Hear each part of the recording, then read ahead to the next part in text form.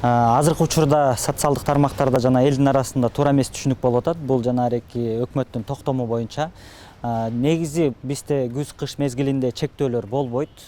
Бул документ негизинен мындайча айтканда жеке үйлөргө эмес, компанияларга тиешелүү кайсыл багытта. Алар деген ошол жылга бул чыга турган постановление, өкмөттүн буйругу. Ал жерде бизде ошо компаниялар күз-кыш мезгилине өзлөрүнүн колдоно турган көлөмүн айтышат. Ошо көлөмдүн баарын чогултуп биз бир документке келтирип, анан анын үстүнө дагы биртике кошуп туруп, анан ошол лимит деген документ ошону бекитебиз. Бул кандайдыр бир чектөөлөрдү киргизүү деген түшүнүктө эмес. Муну деген мындайча айтсак болот, бул негизинен биздин энергокомпанияларга бир болгон багыты. Багыты деген канча быйыл ушу көлөмдөгү электр энергияны кардарларга жеткириш керек. Ошону кантип жеткириш керек, ошол максатта түзүлгөн документ.